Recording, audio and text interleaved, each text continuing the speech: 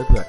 So இந்த வீடியோவில் என்ன பார்க்க போகிறோன்னா வந்து factors affecting choice of investment பற்றி தான் பார்க்க போகிறோம். ஸோ போன வீடியோவில் என்ன பார்த்தோம் அப்படின்னா வந்து real estate investment, life insurance policies பற்றி பார்த்தோம். ஸோ இந்த வீடியோ லெக்சரை பொறுத்த வரைக்கும் நம்ம பார்க்க போகிறது என்னென்ன ஃபேக்டர்ஸை வந்து ஒரு இன்வெஸ்டர்ஸ் மைண்டில் கன்சிடர் பண்ணிக்கணும் ஒரு இன்வெஸ்ட்மெண்ட் கிளாஸில். அதாவது ஒரு ஷேரோ இல்லைன்னா ஒரு பாண்டு, ரியல் எஸ்டேட்டு, கோல்டு, எதா வேணால் இருக்கலாம். எந்த ஒரு இன்வெஸ்ட்மெண்ட்டில் பண்ணாலும் சரி இந்த விஷயத்தை வந்து கண்டிப்பாக மைண்டில் எடுத்துக்கணும். First thing safety and risk. So ஒவ்வொரு இன்வெஸ்ட்மெண்ட்லேயும் ரிஸ்க்கு வந்து கண்டிப்பாக இருக்கும். ரிஸ்க்கு அப்படின்னா வந்து அன்சர்டனிட்டி ஆஃப் அவுட்கம். இப்போ நம்ம 1 lakh அமௌண்ட் வந்து இன்வெஸ்ட் பண்ணியிருக்கோம் அப்படின்னா வந்து இந்த 1 lakh எந்த ஒரு ஷேரை எடுத்துக்கிட்டாலும் சரி, அது ரியல் எஸ்டேட்டாகவே இருந்துக்கிட்டாலும் சரி, ப்ரைஸ் வந்து அப் சைட்லேயும் போகலாம் இல்லை டவுன் சைட்லேயும் போகலாம். சில பேர் சொல்லுவாங்க இந்த பர்டிகுலர் அசட் கிளாஸ் வந்து ஒன்லி அப் சைட் தான் போகும், டவுன் சைட் போகவே போகாது அப்படின்னு. அப்படி எதுவுமே கிடையாது. எல்லா இன்வெஸ்ட்மெண்ட்டுமே வந்து மார்க்கெட் ரிஸ்க் அப்படின்ற ஒரு விஷயம் இருக்குது. மார்க்கெட் ரிஸ்க் அப்படின்னா என்னென்னா அப்போதைக்கு உள்ள அதோட மார்க்கெட் வேல்யூ வந்து எப்பயுமே ஒன்று கூடும் இல்லை கம்மியாகும். ஸோ இப்போ கூடுச்சுன்னா நமக்கு லாபம், பட் கம்மி ஆயிடுச்சு அப்படின்னா ரொம்ப ரொம்ப ரிஸ்க்கு. ஸோ இந்த ரிஸ்க்கை பொறுத்த வரைக்கும் என்ன அப்படின்னா வந்து இந்த அவுட்கம் வந்து சில இதில் நமக்கு இதுதான் கேரண்டீடாக இவ்வளவு தான் அவுட்கம் கிடைக்கும் அப்படின்னு நமக்கு தெரியும். இப்போ 1 lakh இன்வெஸ்ட் பண்ணோன்னா எல்ஐசியை பொறுத்த வரைக்கும் நமக்கு வந்து மேபி 1,20,000 ஆனால் கேரண்டீடாக கிடைக்கும் இதுதான் அப்படின்னு. ஸோ ரிஸ்க்கு இதில் கம்மி. ஏன்னா வந்து நமக்கு கேரண்டீடாக இதுதான் ப்ராபபிலிட்டி இதுதான் கிடைக்கும் அப்படின்னு நமக்கு தெரியும். ஆனால் அதே மாதிரி ரிட்டர்னும் கம்மி. ஏன்னா 20,000ன்றது ஒரு 10 இயர்ஸ்க்கு அப்புறம் நம்ம இந்த அமௌண்ட் கிடைக்குது அப்படின்னா அது ரொம்ப ரொம்ப கம்மியான ஒரு ரிட்டர்ன் அப்படின்னு தான் நான் சொல்லுவேன். ஸோ இப்போ இதே இது வந்து நம்ம ஸ்டாக் எடுத்துக்கிட்டோம் அப்படின்னா ரிஸ்க் அதிகம் ஷேர் மார்க்கெட்டை பொறுத்த வரைக்கும். ஆனால் 10 இயர்ஸில் வந்து கிட்டத்தட்ட ஈவன் சில ஷேர்ஸ் வந்து 5 times வந்து அது மல்டிபிள் ஆகிறதுக்கு சான்சஸ் இருக்குது. இப்போ 1 lakh இன்வெஸ்ட் பண்ணால் நமக்கு வந்து 5 lakhs வந்து கிடைக்கிறதுக்கான சான்சஸ் இருக்குது. இது வந்து நான் சொல்கிறது ஒரு அசம்ஷன் தான். ஈவன் வந்து என்ன சொல்கிறதுனா 10 இயர்க்கு உள்ளேயே வந்து நிறைய ஷேர்ஸ் வந்து நல்லா பெர்ஃபார்ம் பண்ணும். இப்போ இன்னும் சொல்லணும்னா வந்து 5 timesன்னு சொல்கிறத விட சில பேர்த்துக்கு வந்து 100 times எல்லாம் வந்து சில ஷேர்ஸ் வந்து இன்க்ரீஸ் ஆகிருக்கு. 10 yearsன்றது ஷேர் மார்க்கெட்டை பொறுத்த வரைக்கும் it's a very very good and highest type. But ஆனால் அதுலேயும் சில ரிஸ்க் என்ன அப்படின்னா சில நேரங்களில் அந்த கம்பெனி இந்த 10 years டைமில் எக்ஸிஸ்ட் ஆகலைன்னா என்ன ஆகுனா அந்த ஷேரே வந்து டோட்டலாக க்ளோஸ் ஆகிடும். ஸோ அதுதான் வந்து ரிஸ்க். ஸோ சேஃப்டி அப்படின்றது வந்து நம்ம ஏற்கனவே சொன்ன மாதிரி மினிமல் ரிஸ்க் ஆஃப் லாஸ். இந்த எல்ஐசி இதிலெல்லாம் வந்து அவ்வளோவா நமக்கு வந்து ரிஸ்க்கு வந்து இருக்காது. ஸோ இதை வந்து நம்ம மைண்டில் எடுத்துக்கணும். நம்ம வந்து சேஃப்டி நம்ம பார்க்குறோமா நம்ம இன்வெஸ்ட்மெண்ட்டை பொறுத்த வரைக்கும், இல்லைன்னா வந்து ரிஸ்க் எடுக்கிறதுக்கு ரெடியாக இருக்குமா. Second factor risk and return trade off. எப்பயுமே நம்ம சொன்ன மாதிரி ஒரே ஒரு பாலிசி தான், higher risk higher return, lower risk lower return. நம்ம வடிவேல் காமெடி மாதிரி தான், ரிஸ்க் எடுக்கிறதெல்லாம் ரஸ்க்கு சாப்பிட்ற மாதிரி அப்படின்ற மாதிரி நிறைய ரிஸ்க் எடுத்தால் கண்டிப்பாக நல்ல ரிட்டர்ன் கிடைக்கும். ஏன்னா ரிஸ்க்குன்றது என்னென்னா நல்ல வேரியேஷன் இருந்துக்கிட்டே இருக்கும் மார்க்கெட்டில்.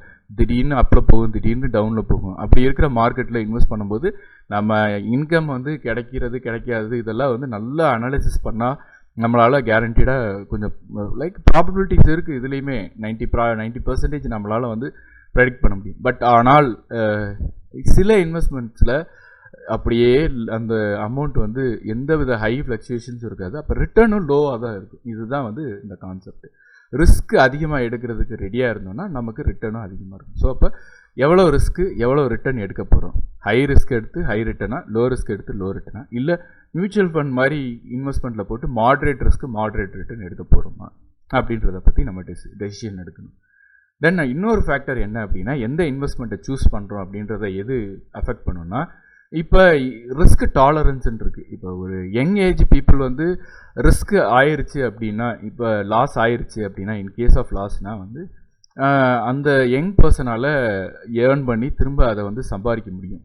He has the ability to make the payment back. But ஆனால் வந்து இதே இது ஒரு 40 ஓரளவுக்கு மாடரேட் ரிஸ்க் எடுக்கலாம். 60 எல்லாம் வந்து ஏஜ் வந்து அந்த ஏஜில் அதுக்கப்புறம் ஒர்க் பண்ணி இவ்வளோ தூரம் வந்து ஏர்ன் பண்ண முடியுமா அப்படின்றது சொல்ல முடியாது. ஸோ அப்போ இந்த ரிஸ்க் டாலரன்ஸ் ரேட்டுன்றது ஏஜை பொறுத்த வரைக்கும் கொஞ்சம் கம்மியாகிட்டே போகும். அகைன் இது வந்து ஒரு ஹியூரிஸ்டிக் பிரின்சிபல் தான், நம்ம தம்ப் ரூல் மாதிரி ஒரு மனக்கணக்கு தான். பட் ஆனால் வந்து சில நேரங்களில் சில பேருக்கு இது அப்ளிகபிள் ஆகாமையும் போகலாம். ஸோ ஆனால் ஒவ்வொரு பர்சனுக்கும் அவங்களோட ரிஸ்க் டாலரன்ஸு எந்த அளவுக்கு லாஸ் அவங்களால வந்து டாலரேட் பண்ண முடியும். நம்ம ஷேர் மார்க்கெட்லாம் கேள்விப்பட்டிருப்போம். ஈவன் வந்து 25-30 ஏஜுக்குள்ளே இருக்கிறவங்க கூட என்ன பண்ணுறாங்கன்னா ஹை லாஸ் வந்துட்டனால அவங்களால இந்த பேமெண்ட்டை லைஃப் டைம்லேயே அடைக்க முடியாதுன்னு சூசைட் பண்ணுறவங்களும் இருக்காங்க. ஸோ அப்போ ரிஸ்க் டாலரன்ஸுன்றது ரொம்ப ரொம்ப முக்கியமான ஃபேக்டர். ஸோ ஃபஸ்ட் என்ன பார்த்தோம்னா safety and risk, then risk return trade off பற்றி யோசிக்கணும், தென் ரிஸ்க் டாலரன்ஸ் பற்றி யோசிக்கணும். தென் முக்கியமான விஷயம் ரேட் ஆஃப் ரிட்டர்ன். இவ்வளோலாம் கஷ்டப்பட்டு ரிஸ்க் எடுக்கிறது வந்து எதுக்காகனா எப்பயுமே நம்ம லோ இன்வெஸ்ட்மெண்ட்டுக்காக நம்ம டிசைர் பண்ண மாட்டோம். எப்பயுமே வந்து ஹை ரிட்டர்ன் தான் நம்ம எதிர்பார்ப்போம். இப்போ ஒரு ஷேர் மார்க்கெட்டில் ஒரு ஷேர் வந்து 5%, அதே இது இன்னொரு ஷேர் 10%. இப்போ எது வந்து பெட்டர் இன்வெஸ்ட்மெண்ட்டு? இந்த 10% தான் பெட்டர் இன்வெஸ்ட்மெண்ட்டு. ஏன்னா டபுள் த டைம் வந்து இது கூட கொடுக்குது இல்லையா? ஸோ அப்போ நம்ம ரேட் ஆஃப் ரிட்டர்ன் எதில் அதிகமாக இருக்கோ அதை தான் வந்து நம்ம ஆல்வேஸ் சூஸ் பண்ணுவோம். ஸோ அப்போ highest possible rate of return எதில் வருது அப்படின்றதையும் நம்ம வந்து செக் பண்ணிக்கணும். தென் வந்து ரிஸ்க் ஃபேக்டர்ஸு. ஸோ இப்போ ரிஸ்க்கு பற்றி தான் வந்து எல்லாமே அசோசியேட் ஆகிருக்கும். என்னென்ன டைப் ஆஃப் ரிஸ்க் ஃபேக்டர்ஸ் இருக்குது அப்படின்னு பார்த்தீங்கன்னா இன்ஃப்ளேஷன் ரிஸ்க்.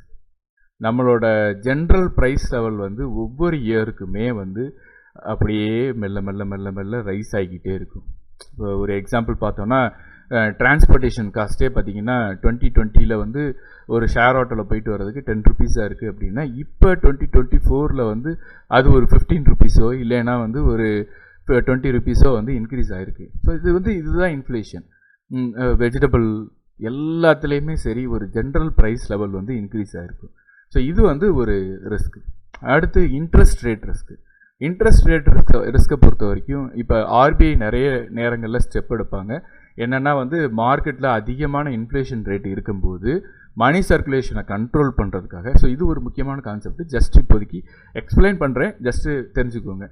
மணி இன்ஃப்ளேஷனை கண்ட்ரோல் பண்ணுறதுக்காக பேங்க் என்ன பண்ணுவாங்கன்னா இந்த இன்ட்ரெஸ்ட் ரேட்டை ஃபுல்லாக கம்மி பண்ணிடுவாங்க. ஸோ அப்போ என்ன ஆகுனா அது ஒரு risk. Then business failure risk. நம்ம ஏற்கனவே பார்த்த மாதிரி தான், ஒரு பர்சன் ஸ்டாக் மார்க்கெட்டில் இன்வெஸ்ட் பண்ணியிருக்காங்க, பிஸ்னஸ் ஃபெயிலியர் ஆயிடுச்சுன்னா then that is a risk, market risk. இன்றைக்கி நான் வந்து இன்வெஸ்ட் பண்ணும்போது எனக்கு மார்க்கெட்டில் வேல்யூ வந்து ஒரு 1000 ருபீஸ் அப்படின்னா இப்போ எனக்கு வந்து ஒரு 3 இயர் 4 இயர் வரைக்கும் நம்ம இன்வெஸ்ட் பண்ணிக்கிட்டே வரேன். ஆனால் 4 இயரில் வந்து எனக்கு எடுக்கும்போது இந்த வேல்யூ ஒரு 2000 இருந்துச்சுன்னா ரொம்ப ரொம்ப ஹாப்பி. பட் ஆனால் இந்த வேல்யூ அப்படியே 500 குறைஞ்சிருச்சு அப்படின்னா ப்ரைஸ் வந்து கம்மியாக இருக்குது, நான் எடுக்கிற டைமில் கம்மியாக இருக்குது அப்படின்னா எப்படி சார் அது அப்படி கம்மியாக ஆகுமா அப்படின்னு கேட்டிங்கன்னா, இப்போ இந்த கோவிட் அந்த மாதிரி மேஜர் சுச்சுவேஷன்லாம் என்ன ஆயிடுச்சுன்னா ரொம்ப டீப்பாக இறங்கிருச்சு. அவ்வளோ வருஷம் சேவிங் பண்ணவங்க அந்த நேரத்தில் இன்வெஸ்ட்மெண்ட்டை எடுக்கும்போது என்ன ஆயிடுச்சுன்னா நிறைய லாஸை வந்து இன்கர் பண்ணுற மாதிரி ஆயிடுச்சு. ஸோ இப்போ அந்த மார்க்கெட் ப்ரைஸை வந்து ஃப்ளக்சுவேட் ஆகுறது that is a market risk. And global investment risk. இப்போ இருக்கிற டைமில் வந்து குளோபலைசேஷன் ரொம்ப ரொம்ப பெரிய சேஞ்சஸை கொண்டு வருது. இந்த குளோபல் இன்வெஸ்ட்மெண்ட்டு பார்த்திங்கன்னா வந்து நிறைய ரிஸ்க்கு தாண்டி தான் இருக்குது. ஃபாரின் எக்ஸ்சேஞ்சு இந்த மாதிரி.